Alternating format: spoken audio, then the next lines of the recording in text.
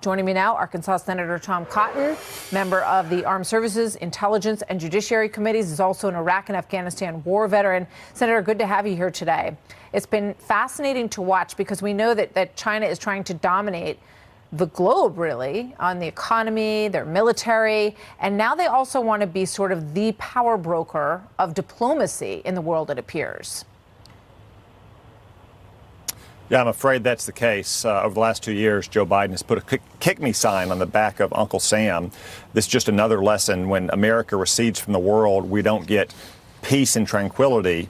We get chaos and war and adversaries acting against our interests. Vladimir Putin and Xi Jinping are anti-American dictators. They didn't need Joe Biden to give them overlapping interests, but Joe Biden has given them opportunity to exploit America's receding from the world. You know, you look in China, for instance. Joe Biden came into office saying China is not a competitor of ours, and what do we get? Them sending a spy balloon across America and rattling sabers against Taiwan. Or in Russia, Joe Biden spent his first year in office appeasing Vladimir Putin, and what do we get? We get the first or the biggest land war in Europe since World War II, and we get them downing our aircraft over the Black Sea.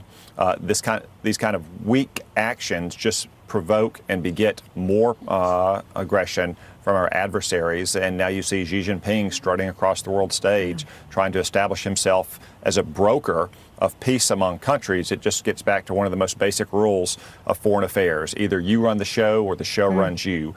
We've been used to running the show for many decades, but under Joe Biden, we're increasingly letting others run the show and let it run against us. So that's exactly what Henry Kissinger told David Ignatius, essentially. Let's put this up on the screen. Over the longer run, this is Henry Kissinger quoted in this piece, Beijing's emergence as a peacemaker, quote, changes the terms of reference in international diplomacy. The United States is no longer the indispensable power in the region.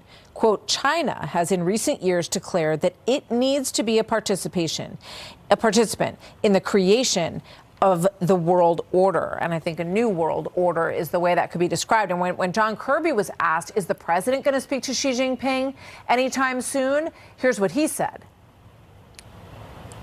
There is no call scheduled. While the president has made it clear he looks forward to another opportunity to speak with President Xi, we're not actively engaged in the logistics of setting that up right now. Senator. Yeah, again, this is an example of what happens when you recede from the world. Barely 2 years ago, former President Trump had helped broker peace, for instance, between Israel on the one hand and Bahrain and the United Arab Emirates and other Arab and African nations. We were hoping 2 years ago that we'd soon get a peace agreement between Israel and Saudi Arabia brokered by the United States. Instead, under Joe Biden, what we received is a normalization agreement between Saudi Arabia and Iran. All these countries around the world that prefer to work with America, that have been long-standing partners of America, like Saudi Arabia, like the United Arab Emirates, like Bahrain or Qatar or Jordan or Egypt, have security needs. They have threats that they face, primarily from Iran. Those security needs don't go away when America goes away or when the Democratic Party turns its back on longstanding allies, because they don't like the fact that some of these countries opposed President Obama's nuclear deal with Iran or that they worked with President Trump. Those security needs will simply be filled by other countries, our adversaries like China. Senator Tom Cotton, always good to see you, sir. Thank you very much.